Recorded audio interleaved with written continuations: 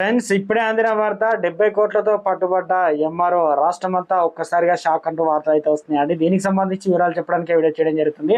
చాలా మంది వీడియోస్ ఉన్నారు కానీ సబ్స్క్రైబ్ చేసుకొని మర్చిపోతున్నారండి. దయచేసి ఛానల్ సబ్స్క్రైబ్ చేసుకొని బెల్ ఐకాన్ ఆల్ పై ట్యాప్ చేయండి. ఇటువంటి ఇంపార్టెంట్ ఇన్ఫర్మేషన్ మిస్ అవ్వకుండా మీ ఫోన్ నోటిఫికేషన్ రూపంలో వస్తుందండి. చాలా మంది మీరు చూస్తున్నారు కానీ లైక్ చేయడం లేదండి. దయచేసి లైక్ చేయండి, ఇన్ఫర్మేషన్ అందరికీ తెలుస్తుంది.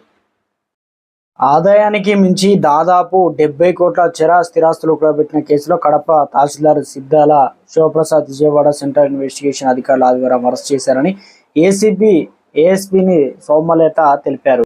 ఆయనకు నెల్లూరులో ఏసీపీ కోర్టు 14 రోజుల పాటు రిమాండ్ విధించిందని తెలిపారు. ఉమ్మడి చిత్తూరు జిల్లాలో తహసీల్దార్గా పనిచేసిన శివప్రసాద్ అనతి కాలంలో కోట్లకు అధిపతిగా ఎదిగారు. తిరుపతి, రేణిగుంట, కడప ప్రాంతంలో కోట్లాది రూపాయలు విలువ చేసే భూములు, మాల్స్, ప్లాట్స్, భవనాలు, అపార్ట్మెంట్లు సమకూర్చుకున్నారు. దీనిపైన ఫిర్యాదు అందడంతో విజయవాడ నిరోధక శాఖలోని సెంట్రల్ ఇన్వెస్టిగేషన్ బృందం శనివారం రంగంలోకి దింపింది.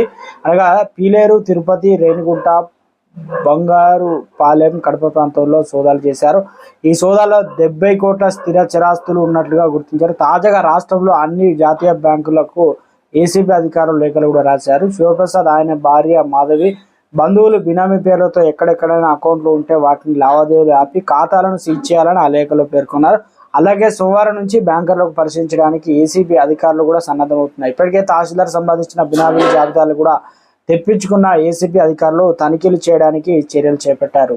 రాష్ట్రమంతా కంగుతింది. ఇక 70 కోట్ల రూపాయలు విలువ చేసేటువంటి స్థిరాస్తులతో ఏసీబీకి చిక్కడంతో రాష్ట్రమంతా ఒక్కసారిగా ఉలిక్కిపడింది.